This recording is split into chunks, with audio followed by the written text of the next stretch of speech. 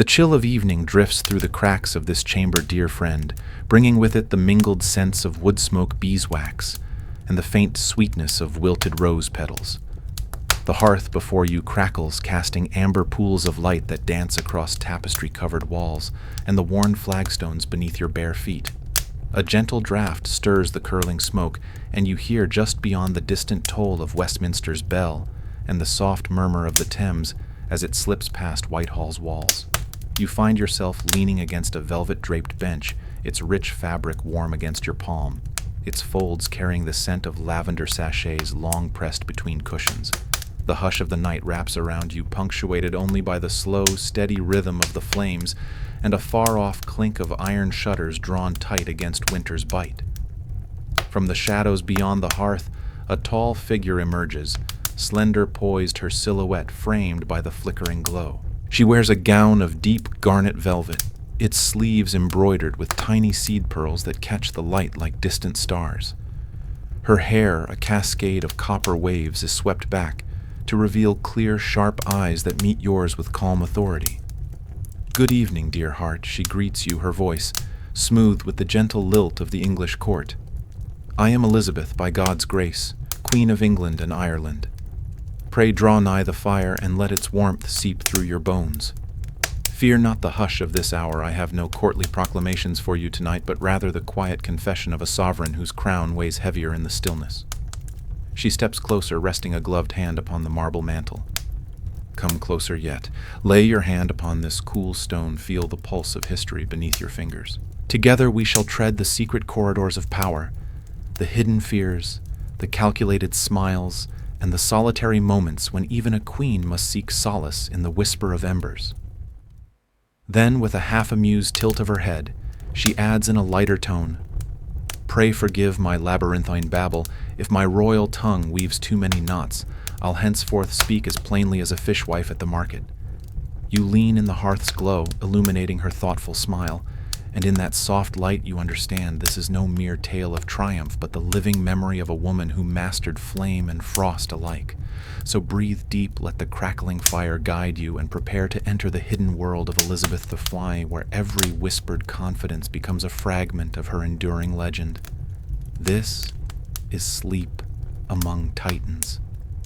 And you, dear listener, are exactly where you're meant to be. If your eyes are still open, welcome. If they're starting to close, that's perfect too. The story will wait. It always has. And if this night brings you calm, I'd love to know. Leave a whisper in the comments. Or simply subscribe. Leave a lantern lit so the next dream can find you. Her voice low and steady as the glowing embers guides you towards sleep. The chamber's quiet darkness dissolves, reforming itself as a dream of the Tudor dawn. The Queen stands before you now, the firelight of the previous night, replaced by the cool gray light of morning. The warmth of her private hearth seems to have been a fleeting illusion, and the formal armor of her royal bearing is once again in place. She turns the crimson velvet of her gown rustling like falling leaves, and her movement is a quiet command to follow. The night is for stories. She murmurs, her voice a low counterpoint to the memory of crackling logs. But the day is for performance. You walk with her from the warmth of the privy chamber into the cool, formal expanse of her dressing room. Here the air is no longer filled with the scent of wood smoke, but with the fainter, more deliberate perfumes of rosewater and powdered orris root. Her ladies-in-waiting move with a silent, practiced efficiency, their faces serene masks of duty. This is not a place of comfort. It is a workshop where a woman is transformed into a monarch. She leads you to a heavy oak coffer, its iron bands dark against the polished wood. With a soft click, a lady unlocks it, lifting the heavy lid. Inside, resting on faded satin, lies a king's ransom in gold and gemstones. Her hands adorned with rings, yet surprisingly delicate, drift past the fiery rubies and the cold, hard glint of diamonds. She seeks something else. Power has its own language, she says quietly, her gaze fixed on the glittering trove. This is its vocabulary. She lifts a rope of pearls, their weight seeming to pull the dim light into their creamy hearts, and places them in your hands. They are cool to the touch, surprisingly heavy, solid as promises. You feel the faint grain of their surface, each orb a small patient world unto itself. As you hold them, you can almost feel the weight of the kingdom they represent. She watches you, an unreadable expression on her face.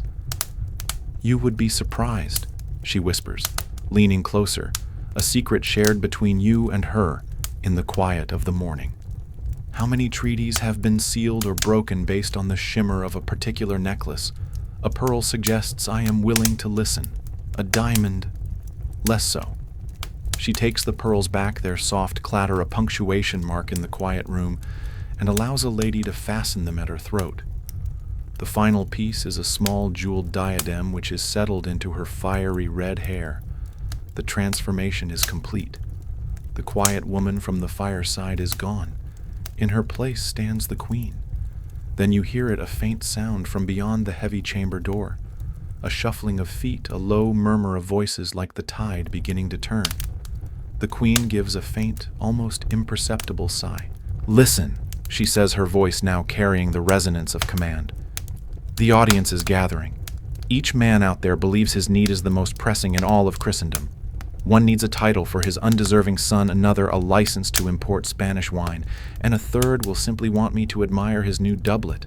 They preen and they posture. She turns to you, a glint of steel in her eyes. "Come, let us see which of them has rehearsed their lines." The heavy doors swing open, and you step out with her into the sudden rush of noise and light. The antechamber is a sea of silk velvet and nervous ambition. Faces turn, bodies bow, a wave of deference washing through the room.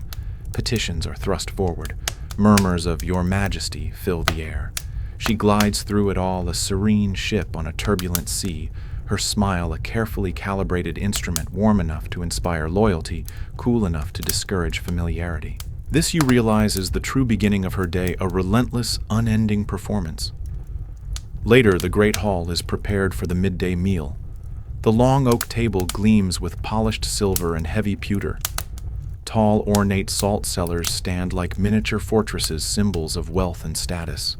The air is thick with the scent of roasted meats, of exotic spices like mace and ginger, and the sweet, heavy aroma of mulled wine. You stand beside her, a silent companion in the intricate theater of the court. Before she takes her seat, a page steps forward to taste each dish, a necessary precaution in a world where poison is a tool of politics as common as a quill pen. The queen watches, her expression placid, as if this grim ritual is no more remarkable than grace before a meal. Once she is seated, the performance continues. The meal is not for nourishment. It is an occasion for observation. She gestures to a gleaming silver dish before you, its lid engraved with the Tudor rose. "Go on." She encourages, her voice a low murmur beneath the din of courtly chatter. "See what delicacy the kitchens have prepared for us today." You lift the heavy cover. A plume of fragrant steam rises, carrying the rich scent of game pie seasoned with cloves and thyme. But as the aroma fills your senses, you become aware of something else. The whispers. The room is a web of them. Two lords lean close together, their words lost, but their shifting eyes telling a story of conspiracy. A lady across the table fans herself with a little too much vigor, her gaze darting towards a handsome captain of the guard. Every glance is a message, every shared cup a potential alliance. The queen takes a small, deliberate bite of her food, her eyes never still. She is reading the room, deciphering the silent language of ambition and intrigue that flows around her. She sees the subtle shift in a courtier's posture when his rival is praised, the faint blush on a lady's cheek when a certain name is mentioned. She leans toward you, her voice barely a breath against the noise of the hall. One must develop a taste for such things. She confides, her lips curving into a wry, knowing smile. You learn to listen not to the words, but to the silences between them. And you must always ask yourself, she adds, her gaze sweeping the room, if this particular dish is served with a side of treason. The afternoon brings a different kind of weight. You follow her from the calculated lightness of the meal to the heavy, oppressive silence of the Privy Council chamber. Here the air is stale with the scent of old paper and burning tallow. There is no music, no laughter, only the grim faces of the most powerful men in England seated around a vast oak table, littered with maps, letters, and royal seals. You are invited to take a seat in a shadowed corner, a silent observer to the grinding machinery of state. The atmosphere is tense, thick with unspoken rivalries and the burden of impossible choices. Today's debate is fierce. Lord Burghley, her oldest and most trusted advisor, his face a roadmap of worry argues for caution. His voice is a dry rustle of parchment speaking of diplomacy, of patience, of the depletion of the royal treasury. On the other side, a younger lord, let us call him the clanging sword, for his love of war and his own voice slams his fist on the table. He speaks of honor, of preemptive strikes, of showing the Spanish the might of the English navy. His arguments are loud, passionate, and simple. The Queen listens. She does not interrupt. Her fingers rest lightly on the carved arm of her chair, her expression a perfect mask of neutrality. She is weighing not just words, but the lives of men, the fate of her kingdom. The pressure in the room is immense, a physical force. It is the weight of a crown made manifest. After the arguments have been exhausted, a deep silence falls. All eyes turn to her. She turns her head slightly, her gaze finding you in the shadows. For a fleeting second, the mask slips, and you see the profound weariness within. "If you were I, dear heart," she murmurs so softly that only you can hear, "whose counsel would you follow? The slow, steady wisdom of the old fox?" She nods toward Burghley, or the fire of the young wolf. She does not wait for an answer. She turns back to the council, her face once again serene, resolute.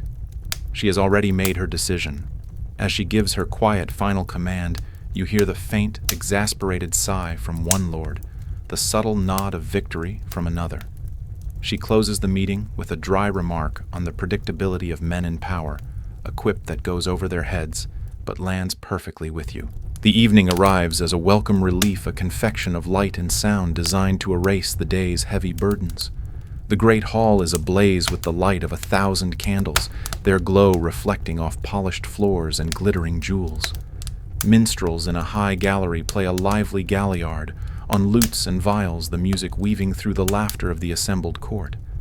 A masque is performed, a short allegorical play, where virtues battle vices, and in the end a character representing the Queen brings harmony to all. It is a beautiful, dazzling illusion, and she is at its center, smiling, tapping her fingers in time with the music playing her part as the untouchable star in this carefully constructed firmament. But the hours wear on. The laughter becomes strained, the music a little too loud. One by one, the courtiers bow and take their leave. The candles are snuffed, their smoke rising in gray plumes to the high, dark rafters. The music fades, replaced by the echoing silence of the vast, empty hall. When the last guest has gone, she stands for a moment, a solitary figure in the cavernous space. The magnificent performance is over, and the stage is empty. She turns to you, the brilliant smile gone, replaced by a quiet, profound stillness. She leads you to the great hearth, where the fire has burned down to a bed of glowing embers. A large wolf fur rug is spread before it.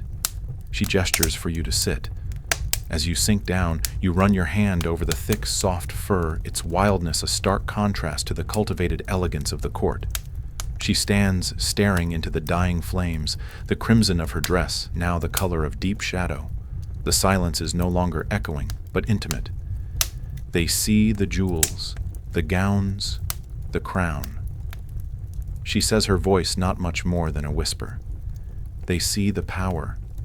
They do not see the silence that follows when the music stops. She looks at you, her eyes reflecting the last deep glow of the embers. There is no artifice left, no performance. There is only the woman, Elizabeth. This is the price of glory, you see. She confesses, her voice imbued with a deep, settled melancholy. 1,000 eyes upon you by day, and only your own shadow for company by night. She pulls her shawl a little tighter. It makes for a restless sleep. And in that quiet admission, in the deep stillness of the great hall with only the dying fire for light, you finally understand the weight she carries. It is not the crown, but the solitude. You sit with her in the comfortable silence, a silent guardian against the long, lonely night of a queen. The embers glow, the shadows lengthen, and the first whispers of sleep begin to call your name. The heavy oak door of the council chamber closes with a final soft thud, leaving you and the queen in a sudden profound silence. The powerful men have departed, their arguments and ambitions trailing behind them like ghosts. The air once thick with tension now feels vast and empty. The maps on the great table seem less like instruments of power and more like abstract patterns in the dimming light. She does not move from her chair for a long moment, her fingers still resting on its carved arm. Her gaze is distant, fixed not on the maps of her kingdom, but on something far beyond the stone walls of the palace. The weight of the decisions made here today seems to settle upon her shoulders, a cloak heavier than any velvet. Finally, she rises not with the regal sweep she employs in court, but with a quiet weariness. She walks away from the great table of statecraft and toward a small, private writing desk tucked near a tall window. Here the tools are not of governance, but of correspondence. It is a more intimate space, one meant for thoughts, not proclamations. From a small, unassuming wooden box, she retrieves a single sheet of paper.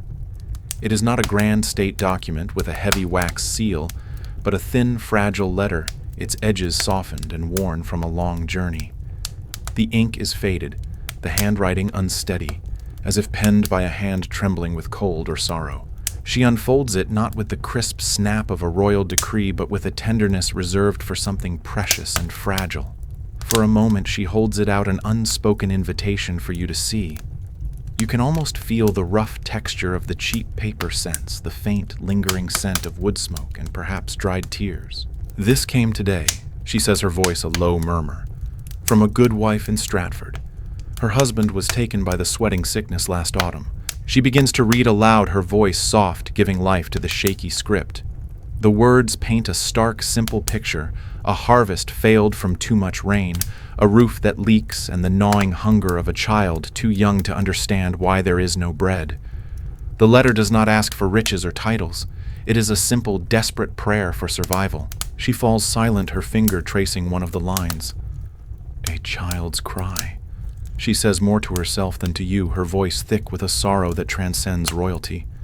"That is a fanfare of failure no monarch should ever wish to hear." She carefully folds the letter and places it back in the box, her movements slow and deliberate. The weight of that single piece of paper seems heavier than all the maps of her kingdom combined. She looks out the window at the darkening London sky.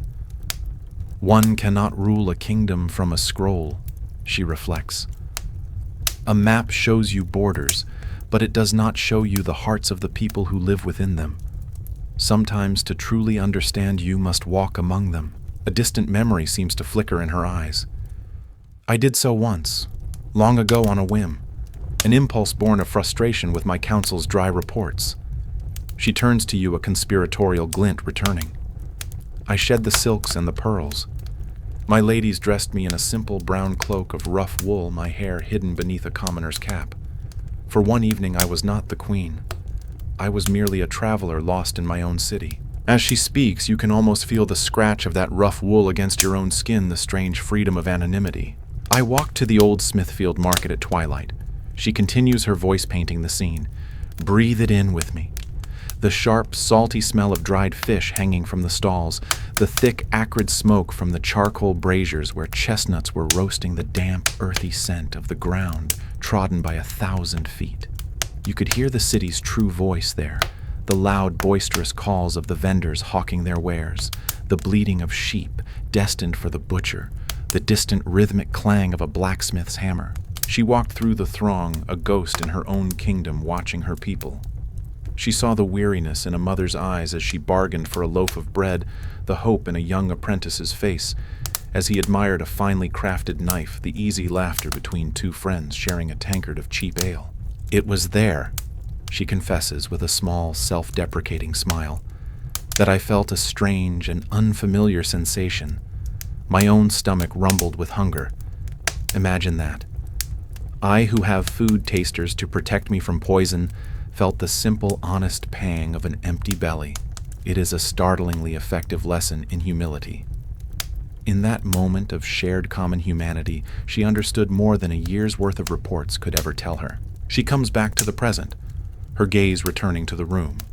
She picks up a different document from her desk, this one a formal report from Lord Burghley, its script neat and precise.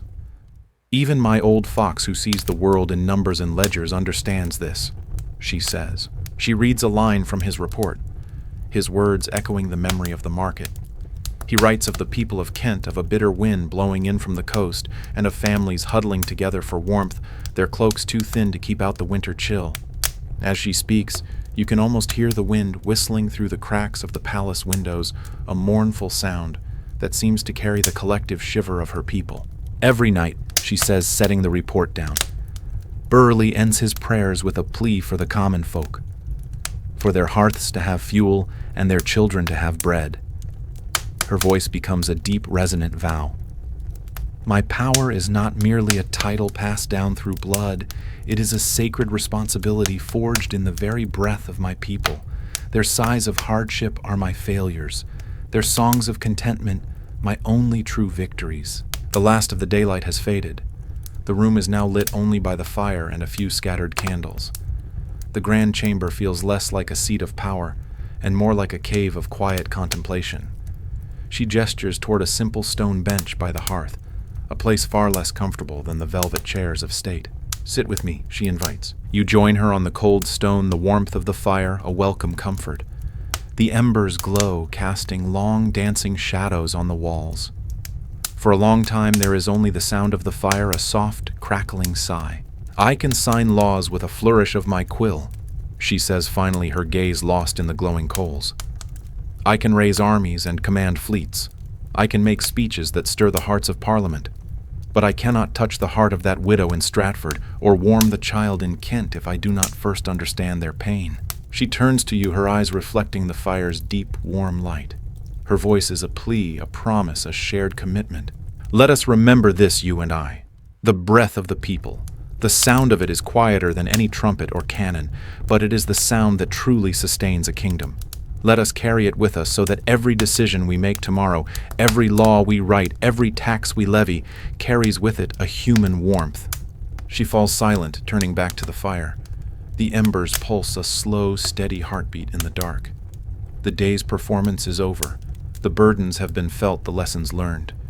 And here in the quiet solitude, the Queen is not Gloriana, but a guardian watching over the slumber of her kingdom, listening for its every breath. The warmth of the fire invites you to rest, to let the weight of the day melt away, and to carry that promise of human warmth into your own deep and peaceful sleep. The silence that settles between you by the hearth is deep and comfortable. The last of the embers pulse with a gentle fading light, a slow, steady heartbeat in the dark. For a long moment, the weight of the crown seems to have been lifted, leaving only the woman, her thoughts, and her solitary companion.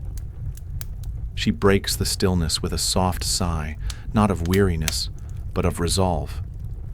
Understanding their pain is one half of the coin, she says, her voice regaining its quiet strength.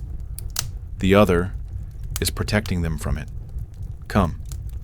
She rises, and you follow her from the great hall, through a labyrinth of torch-lit corridors to a part of the palace you have not yet seen. This is not a room for comfort or for show. There are no plush velvet chairs or ornate tapestries here. This is a chamber of strategy. The air smells of old leather beeswax for sealing documents and the faint dry scent of parchment. A large fire burns in the hearth, but it is a fire for light, not for warmth. The room feels cool-focused. In the center stands a massive oak table, its surface scarred with the history of countless plans and debates. Upon it, held down by heavy pewter weights, lies not a single document, but something far more imposing. "Help me with this," she says, and together you unroll a vast, heavy map of her realm. The leather is old, cracked like dry earth, and the coastlines are drawn in faded ink. Your fingers gently smooth a crease, tracing the familiar jagged edge of the English coast. It feels fragile, vulnerable. As your hand moves along the coastline, a sudden gust of wind rattles the leaded glass of the window, whistling through the stone casement. In that sound, you can almost hear the roar of a northern sea, the snap of canvas sails stretched tight, the groaning of 1,000 ship timbers under strain. The Queen seems to hear it too. She stares down at the map, her expression unreadable in the flickering firelight. They say hundreds of Spanish ships are parting the waves heading for these shores. She confesses, her voice a low, steady murmur, yet you can sense the tension coiled beneath the words. Philip's invincible Armada, a rather proud name for a fleet that has not yet faced an English sea dog. A flicker of a smile touches her lips, but it vanishes as quickly as it came. Still, she continues, her finger tapping the narrow strait between Calais and Dover. With every report the messengers bring, my heart gives a little flutter. It is not fear precisely. It is anticipation, the same feeling a chess master has when her opponent moves his queen. She looks up at you, her eyes sharp and clear. He means to invade, you know. Over 30,000 men.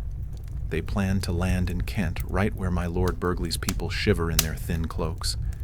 Philip seems to believe that God is a Spaniard. We shall have to correct his theology.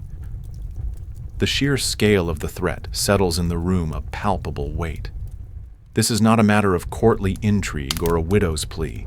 This is a storm of steel and fire gathering on the horizon, aimed directly at the heart of this island nation. But then her mood shifts again. The strategist emerges from behind the worried monarch.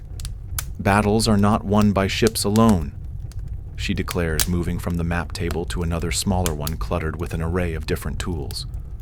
They are won here, she says, tapping her temple, and here. Her hand gestures around the room to the maps, the letters, and now to a stack of newly carved wooden blocks, in the hearts and minds of the people. She picks up one of the blocks. It is a grotesque and wonderful carving of a monstrous sea serpent, its jaws clamped around a Spanish galleon, snapping it in two. Another shows a crack in its tentacles wrapping around a ship flying the Spanish flag. My spies tell me that Philip's priests are telling their soldiers they fight for God against a heretic queen and a nation of pirates. Very well. A glint of humor sharp as a dagger enters her eyes. We shall give our people their own monsters to believe in, something to remind them that the English seas themselves will rise up to defend this land. She gestures to several small pots of ink on the table. I need the darkest one, the one that will print blackest on the page the color of a starless night at sea. She looks at you, a genuine question in her eyes. Which would you choose, this one that is pure night, or this one with just a hint of deep-sea blue, the color of courage, or of drowning? As you lean closer, you can smell the sharp, fresh scent of the ink and the paint used to touch up the carvings, a smell that mingles strangely with the imagined salt of the sea. From somewhere far away, carried on the wind, you can almost hear the rhythmic thump, thump, thump of hammers from the naval yards at Deptford, where her ships are being refitted with frantic urgency. Her little fleet nimble and quick against his floating fortresses. She watches you deliberate over the ink, then chuckles softly. A little well-drawn fear, she muses, taking the darkest pot herself, is often more persuasive than a tedious law, though I find both are sometimes necessary to get a stubborn nation to mend its own sails. She hands the woodblock of the sea serpent to a waiting printer, who nods and disappears into an adjoining room to begin his work. Soon these images will be on leaflets on posters in taverns and town squares across the land. They will become the stuff of ballads and nightmares. She pauses, looking at a small, severe portrait of King Philip that hangs on the wall, her former brother-in-law, the husband of her late sister Mary. For a moment her face softens. I knew him, you know, she says quietly. He was a boy then, so serious, so pious. He would never eat plums because he thought their color was too wanton. She shakes her head, a wry, sad smile on her lips. And now that serious boy wants to burn my kingdom down. We must make him a monster. It is a pity. I think he would have made a very dull monster. The moment of reflection passes. She is the queen again, the commander. She turns back to the great map, her mind already moving pieces across the board, anticipating winds, tides, and the tempers of her notoriously independent captains. Drake Hawkins, Frobisher, her sea dogs, her pirates. They are brilliant, they are brave, and they are barely controllable. The wind howls again, louder this time, pressing against the glass. It seems to carry a new urgency. As if on cue, a guard enters, his face flushed. He bows low. "Your Majesty," he says, his voice breathless. "A message from Plymouth." "From Sir Francis Drake." The Queen's posture straightens. All trace of humor or reflection is gone. She is sharp-focused, a blade honed for this very moment. She takes the sealed letter from the guard. The wax seal bears Drake's personal crest, a ship circumnavigating the globe. Her fingers hover over it, but she does not break it. Not yet. She holds the letter, this fragile piece of paper that could contain news of victory, of disaster, of a strategy that might save her kingdom or doom it. The fire crackles. The wind rattles the window frame, a wild, impatient sound. The fate of the Armada, the fate of England seems to be held waiting within that wax seal. She looks at you, her eyes holding yours. "And now?" she says, her voice a low, steady whisper against the rising storm. "We shall see if my little pirate has sent us a map to salvation, or an invitation to the abyss." Her thumb presses against the seal. It begins to crack. Her thumb breaks the wax seal. The sharp crack echoes in the silent map room, a sound as final as a gavel fall. She unfolds the single sheet of parchment, her eyes scanning the hurried, salt-stained script of her most audacious sea dog, Sir Francis Drake. You watch her face, a canvas where the flickering firelight paints 100 shifting emotions. You see a flicker of apprehension, a tightening of her jaw, and then something else. A spark ignites in the depths of her eyes.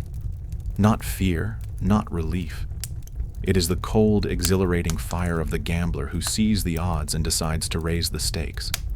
She looks up from the letter, not at you, but through you, as if seeing the vast, churning sea itself. "He has a plan," she says, her voice a low, dangerous hum. "A mad plan involving fire and little ships sent like hounds into a flock of sheep. He says the Armada is larger than our spies reported, a floating city of wood and steel. He calls it a glorious enterprise and asks for my blessing to singe the King of Spain's beard." A dry, almost feral smile touches her lips. "My pirates. They have more courage than sense, thank God." She places the letter on the table, her decision made in the instant she read Drake's audacious words. They will need more than courage. They will need to believe they are invincible. And for that, she says, turning to you with that sudden, piercing clarity, they need to see their queen. The scene dissolves, the map room fading like a dream, and you find yourself no longer in the palace's stone heart, but under a vast open sky, the air tasting of salt and damp earth. You are at Tilbury on the coast of Essex. The morning is cool, the grass beneath your feet wet with dew. Before you, an army is assembled, a sea of men, thousands of them. They are not the polished, disciplined soldiers of a king's personal guard. They are weavers, farmers, blacksmiths, and merchants, their leather jerkins and mismatched armor, a testament to a nation roused in its own defense. The air hums with the nervous energy of 10,000 heartbeats. The stomp of horses, the jingle of harnesses, and the low murmur of men speaking of their homes, their fears, and the great floating forest of ships said to be just beyond the horizon. Elizabeth is no longer in velvet and pearls. Today she wears a simple gown of white, and over it a gleaming silver breastplate polished to a mirror shine. It is the armor of a warrior queen, a symbol as powerful as any crown. As you stand beside her, helping with a final buckle, your hand brushes against the cold, unyielding steel. It is a startling shock, the coldness of war against the warmth of the woman you have come to know. A magnificent white charger is brought forth, its breath pluming in the cool morning air. She places her foot in the stirrup and mounts with a fluid grace that belies the weight of her armor and her realm. On horseback, she seems to grow to become more than a monarch. She is a living icon, a beacon. She rides slowly through the ranks of her men. She does not shout. She does not need to. Her presence is enough. A silence falls over the field, the murmuring dying away, replaced by the sound of the wind whipping at the standards and the soft creak of her saddle. She makes eye contact with the men, the nervous young boy clutching a pike, the grizzled old veteran with a scar across his cheek. She offers them not a distant royal wave, but a nod of recognition. She is seeing them and they are seeing her. When she finally pulls her horse to a halt in the center of the army, her voice rings out clear and strong, carrying across the damp field with astonishing power. She speaks not of tactics or of numbers, but of love, of loyalty, of the sacred soil on which they stand. My loving people, she begins her voice a clarion call, we have been persuaded by some that are careful of our safety to take heed how we commit ourselves to armed multitudes for fear of treachery. She pauses, letting the words hang in the air, a direct acknowledgement of the fear that every man here feels. Then her voice rises, filled with a defiant, thunderous passion. But I assure you, I do not desire to live to distrust my faithful and loving people let tyrants fear. I have always so behaved myself that under God I have placed my chiefest strength and safeguard in the loyal hearts and goodwill of my subjects. A roar goes up from the men, a wave of sound that shakes the very ground. They are no longer a militia of frightened shopkeepers. They are her army. She raises a hand, and the roar subsides to a waiting hush. She leans forward in her saddle, her eyes sweeping over them all, a commander sharing a battlefield oath with her soldiers. And then she delivers the words that will echo through history, the words that will define her reign, her courage, her very soul. I know I have the body of a weak and feeble woman, she cries, her voice ringing with an iron resolve, but I have the heart and stomach of a king and of a king of England too, and think foul scorn that Parma or Spain or any prince of Europe should dare to invade the borders of my realm. The explosion of sound that follows is not a cheer. It is a force of nature. Pikes are raised, swords are brandished. Thousands of voices merge into a single deafening cry of devotion. In this moment, on this damp field in Tilbury, she has forged them into a weapon fueled by her own indomitable spirit. Days bleed into anxious weeks. The high defiant energy of Tilbury settles into a tense waiting quiet. The dreamlike scene shifts once more. You are with her, but not in a palace. You are in a large command tent, the canvas walls flapping softly in the wind. The sound that fills the air now is the steady, gentle drumming of rain on the roof. The atmosphere inside is a strange mixture of relief and exhaustion. The great battle has been fought and won of sorts. Drake's fire ships did their terrible, brilliant work at Gravelines, scattering the Armada's rigid formation. And then the winds came. A great Protestant wind. The preachers are calling it a storm of divine intervention that harried the Spanish fleet northward, forcing them on a disastrous journey around the hostile coasts of Scotland and Ireland. Word has trickled in fragmented reports of shattered ships, of drowned men, of a great enterprise brought to ruin not just by English cannons, but by the wrath of the sea itself. A young messenger enters the tent, his cloak dripping, his face pale with fatigue and awe. He carries a soaked leather pouch. He kneels and presents it to the Queen. She takes it, her hand steady, and breaks the seal. It is the final report, a list of Spanish ships known to be wrecked, captured, or lost to the storms. The numbers are staggering. The invincible Armada is no more. She reads the report, her face impassive. There is no triumphant smile, no cry of victory. There is only a deep, profound quietness. She looks out through the open tent flap at the falling rain washing the land clean. The smell of wet grass and damp earth hangs heavy in the air. She finally looks at you, her eyes reflecting the gray, weeping sky. The fear, the tension, the calculated courage of the past weeks seem to have settled into a deep, melancholic wisdom. Fortune, she says, her voice barely a whisper above the sound of the rain, has spared us the storm. Philip's floating city lies broken at the bottom of the sea. She pauses, watching the raindrops trace paths down the canvas wall. But do not mistake this for a simple victory. It was a near thing, a very near thing. Her gaze becomes distant, as if she can see the ghosts of those lost ships, the faces of the thousands of drowned men, both Spanish and English. They will sing ballads of this day, she continues thoughtfully, of Drake's daring and God's wind, but I will remember the silence in the map room. I will remember the feel of this cold steel against my heart. She touches her breastplate, which still rests on a stand in the corner of the tent. Luck is a fickle ally. I would rather put my faith in ink and iron. She turns back to the rain-swept landscape, a queen who has faced the abyss and stepped back from the brink. The relief is real, but it is a sober, haunted thing. Fortune spared me the battle. She says, her voice a final quiet confession meant only for you.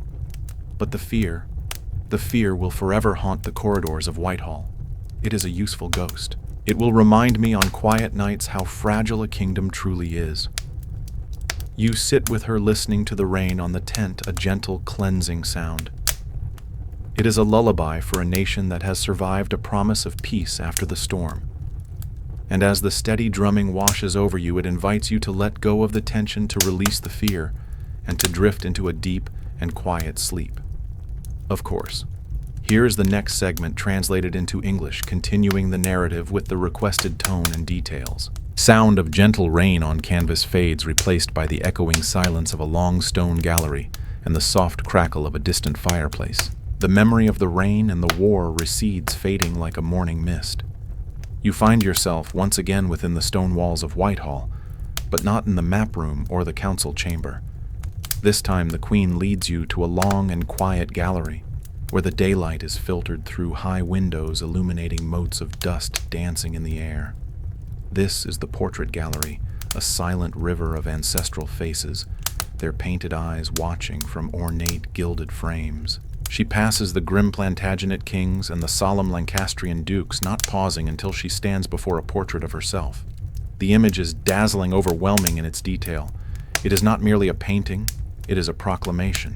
As you look from the perfect immortal queen on the canvas to the flesh and blood woman beside you, you cannot help but notice the difference. The portrait is Gloriana, an ageless icon, a declaration of power. The woman beside you is Elizabeth.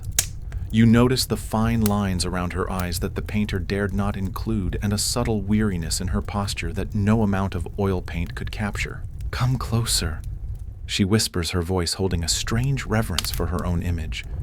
She invites you to reach out. Touch it. Feel the coolness of the varnish. Your fingers brush against the smooth, hard surface. It is cold and lifeless, a shell encasing a legend. Every portrait is a battle. She explains, her gaze sweeping over the meticulously painted details.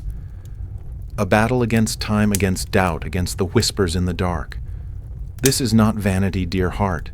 This is statecraft waged with oil and color. She points to a small emblem painted on the bodice of her gown. In the portrait, a pelican pecking at its own breast to feed its young with its blood. You see the pelican? The poets say it is the symbol of sacrifice of a mother who would bleed for her children. I am the mother of this kingdom. My subjects, all of them, are my children. The painter put it there so that when ambassadors look upon me, they see not a woman but a Madonna prepared to sacrifice all for her family. A faint, knowing smile touches her lips. And of course, she adds, her voice dropping, it also serves to remind them that I am not afraid to shed a little blood when necessary. Her finger then moves to another detail, a small globe resting near her shoulder in the painting. And that is the world. After the Armada, the world grew larger for England, or perhaps England grew larger for the world. I have it there to remind Philip of Spain that the seas no longer belong only to him. She turns to you, her eyes glittering with a calculated wisdom. Every brushstroke, every pearl, every fold of this painted silk is calculated. It tells a story I wish the world to believe. It is far cheaper to pay a painter to make you look formidable than it is to raise a new army, and the results, she adds, are nearly as effective. You look back at the portrait, seeing it now not as an image but as a shield, a weapon, a spell woven from art, and will design to create an immortal queen. The evening descends. The dream shifts again, taking you back to her privy chamber. The long day of audiences, meetings, and pleasantries is over. It is time to remove the armor of the day. Her ladies-in-waiting work in silence, unfastening the layers of her complex attire. First, the heavy outer gown, then the stiff-boned bodice. One of the ladies unclasps a massive necklace of pearls. The Queen motions to you. "Take it," she says. You hold out your hands, and the lady places the necklace in your palms. Its startling weight surprises you, pulling your wrists down. The gold and hundreds of pearls are a physical burden. You suddenly understand the tangible weight of the symbols she must carry every day. As a lady unlaces her wide-hooped farthingale, the queen lets out a soft laugh. This contraption, she says, patting the cumbersome frame, nearly caused a diplomatic incident last year. She recounts the story with a glint of mischievous humor. I was descending the grand staircase to greet the French ambassador. He is a small man with a very proud mustache. I took a wrong step, and the toe of my shoe caught in the hem. I stumbled. You can picture the scene, the collective horrified gasp of the court, the panic on the faces of her ladies. For a moment, she continues, I nearly tumbled head over heels in front of the entire court. The Queen of England felled by her own skirt, a catastrophe. I almost revealed that I am in fact equipped with ankles like a common milkmaid. She winks at you. But of course I did not fall. I turned the stumble into the most elaborate, graceful curtsy this court has ever witnessed. I sank so low that my skirts billowed out like a flower. The French ambassador, being so short, had to crane his neck to look up at me. He believed it was a special gesture of respect for him. He was deeply flattered. You cannot help but smile at the tale. You realize her entire life is a performance of grace under pressure, turning even a simple misstep into a display of absolute control. Finally, all the layers are removed. The velvet gown, the bodice, the hoop all lie aside. She is left in a simple silk nightdress. She seems smaller, more fragile. She walks to the hearth where the fire is once again burning warmly. She stares into the flames, then looks down at her simple attire, and finally at you. You see, she says, her voice low and laced with a profound sadness. Each layer of fabric is an invisible barrier, each pearl a link in a chain. They bury the woman beneath a silent crown. They bow to Gloriana, the queen. But Elizabeth is trapped inside. It is a haunting confession, a glimpse of the loneliness at the very center of her power. She has spent a lifetime building an image, a legend, and now that very legend has become her prison. As she speaks these words, a lady-in-waiting enters, moving as quietly as a shadow. She carries not tea nor more logs for the fire. She carries a single letter on a small silver tray. The letter is sealed with black wax. The queen sees the letter, and a subtle change comes over her face. The weary contemplation vanishes, replaced by a sharp-edged vigilance. From whom? She asks. From Scotland, your majesty, the lady replies. A report from Sir Robert Cecil. Scotland. The name hangs in the air. The land of her cousin James, her most likely successor, the man who will inherit everything she has built. She takes the letter. Her fingers trace the seal, but she does not open it. She looks at you, the firelight catching the complex emotions in her eyes. Curiosity, weariness, and perhaps a flicker of dread. I have spent a lifetime building this house of England, she says softly. Brick by brick, pillar by pillar, and now I must read of the boy who will one day inherit the keys. She pauses, the letter held in her hand like the weight of destiny itself. I wonder, she whispers, her voice nearly lost in the crackle of the fire, will he be a worthy keeper, or will he simply light a match and watch it all burn? Her thumb presses against the wax seal. It begins to crack. Her thumb breaks the wax seal. The crackle of it is a small, sharp sound in the otherwise silent chamber. She unfolds the single sheet of parchment, her eyes scanning the neat, spidery script of her spymaster, Sir Robert Cecil, a man whose words are as carefully measured as his loyalty. You watch her face, that remarkable canvas of 1,000 private thoughts and public performances. As she reads, you see no shock, no alarm. Instead, a kind of weary, knowing melancholy settles in her eyes. It is the look of a player who, after a long and complex game, finally sees the inevitable checkmate 5 moves away. She finishes the letter and refolds it with slow, deliberate movements. She does not tell you of its contents, not directly. Instead, she places it on the mantelpiece and stares into the fire, its flames reflecting in her tired eyes. He has children, she says softly, her voice a strange mix of wistfulness and irony. A boy and a girl. Cecil writes that the boy is clever, a scholar, but that he flinches at the sight of drawn steel. And the girl, he says she has the defiant eyes of her grandmother Mary. She allows herself a small, sad smile. So the line continues. He has his heirs, and I... She turns to you, her gaze clear and steady. I have England, a different kind of marriage, a different kind of child. She walks to a small private coffer, one you had not noticed before. It is not for state jewels, but for more personal treasures. From it, she takes not a finished piece of jewelry, but a small vellum sketch of a ring. It is a locket ring intricately designed. On one side, a tiny phoenix is sketched, a symbol of rebirth. On the other, a space for a miniature portrait. I had this designed many years ago. She says, her voice a distant murmur. A foolish fancy. I thought to place a portrait of my mother within it. She traces the design with her fingertip. A reminder of what happens when a queen's heart is allowed to rule her head. A reminder of why I chose a different path. She puts the sketch aside and picks up the locket ring itself, holding it in the palm of her hand.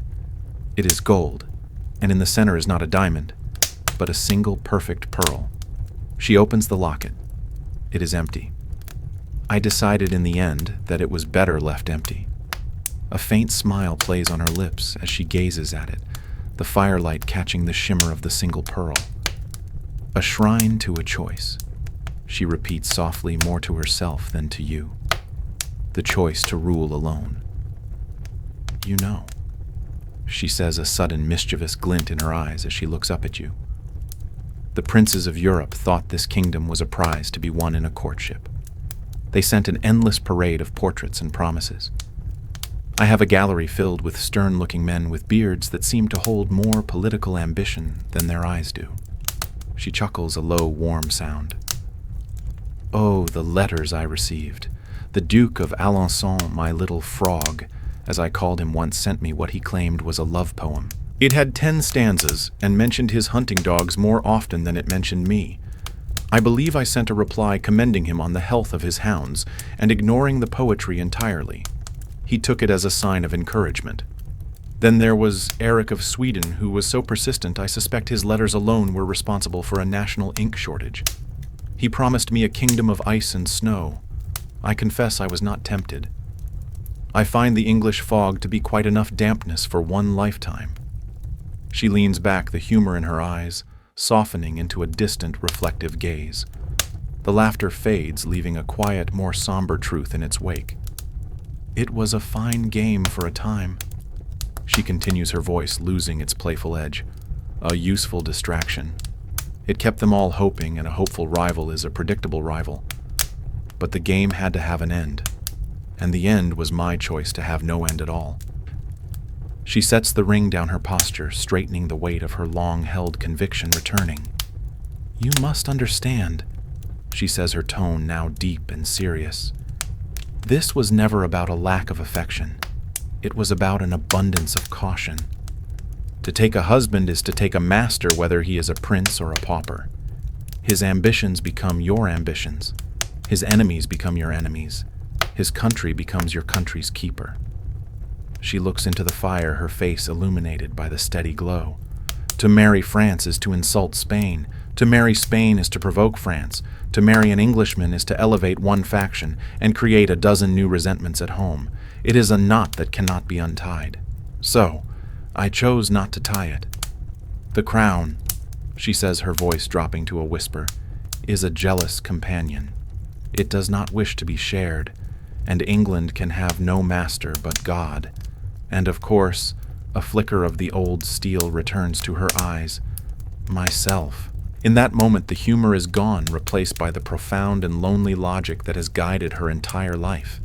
It is the cold, hard arithmetic of power, a calculation that has left her secure on her throne, but utterly alone. She takes the ring back and places it carefully in its coffer. The conversation about the future, about James and his children, has led her to reflect on the past and the very foundation of her reign.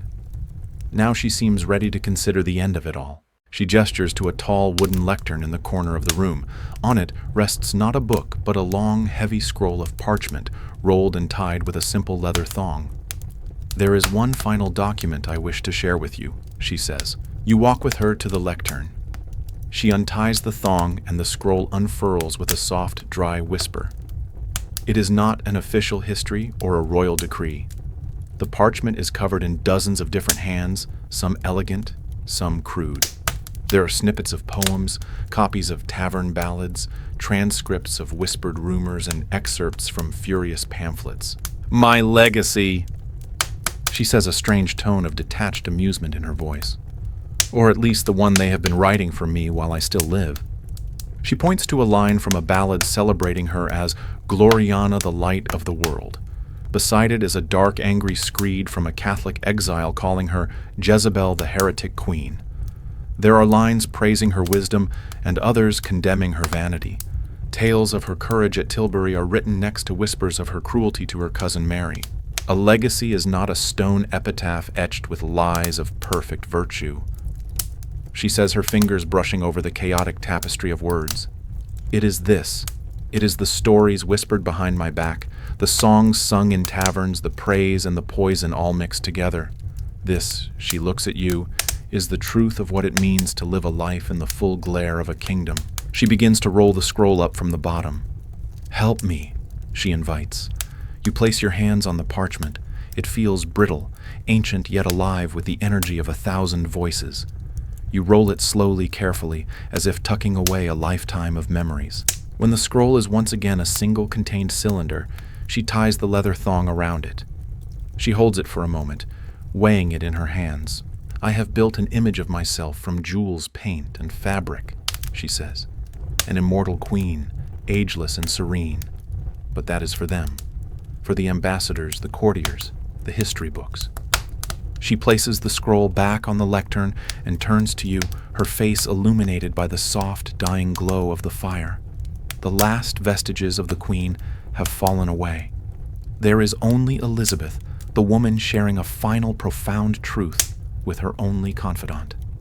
And then the room around you begins to dissolve. The stone walls thin into mist, the fire fades into a gentle warmth, and you feel yourself drifting, floating alongside her, unmoored from time.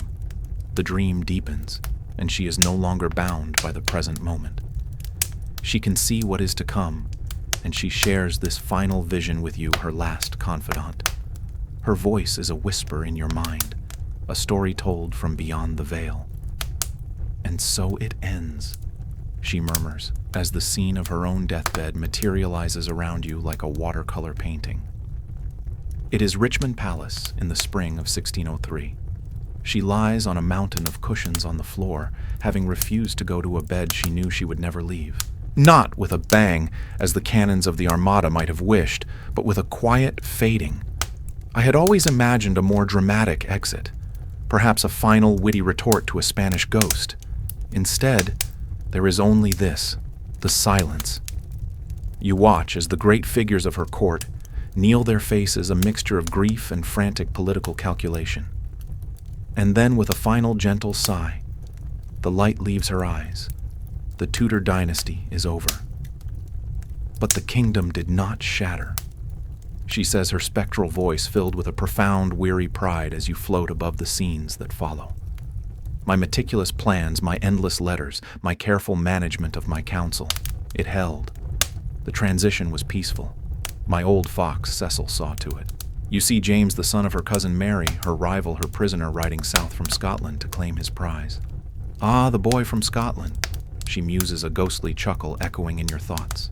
He comes south with his thick accent and his theories about the divine right of kings. I do hope someone warned him about the English Parliament. I am not sure which is more stubborn and difficult to manage. Still, she concedes he is a king, and England has a king. The house I built still stands. That is all that ever truly mattered.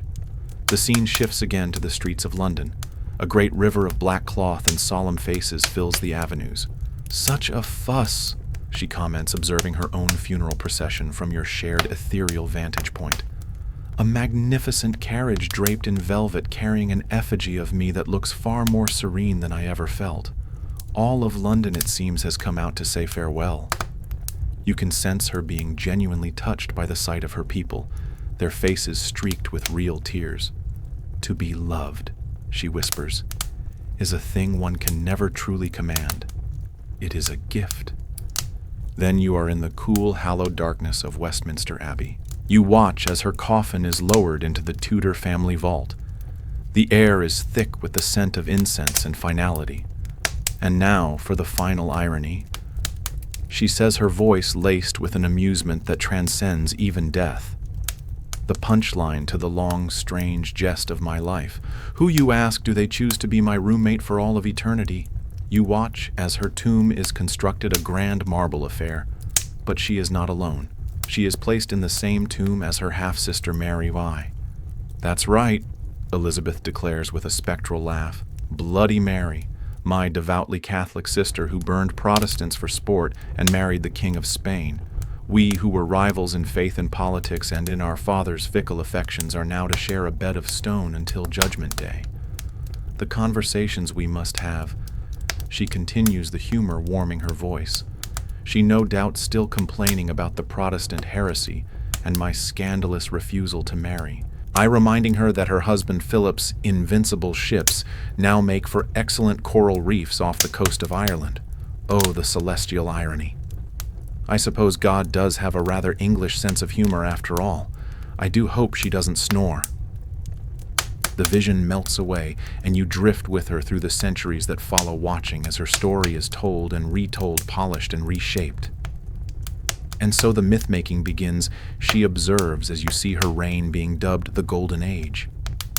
They remember the poetry of Shakespeare, the daring of Drake, the victory parades. They conveniently forget the plagues, the failed harvests, the constant gnawing fear of treason. Humans have a wonderful capacity for selective memory. It is how they endure. She watches as her political choice to remain unmarried is spun into a legend of sacred purity. My divine virginity, she says, and you can almost hear her roll her eyes.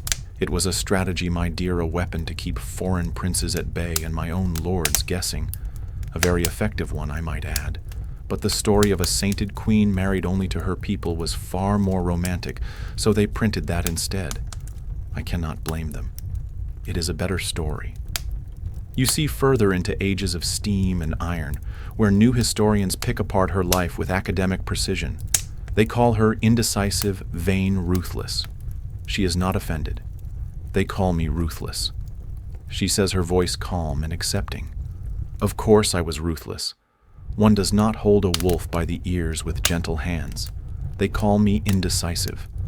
I call it keeping my options open. It is a skill these men in their haste for glory never learned.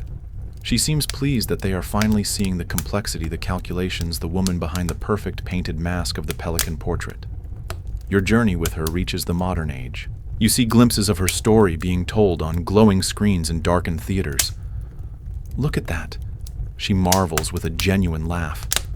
So many actresses, all with different hair. And they give me such dramatic speeches. Some of them are even better than the ones I actually gave.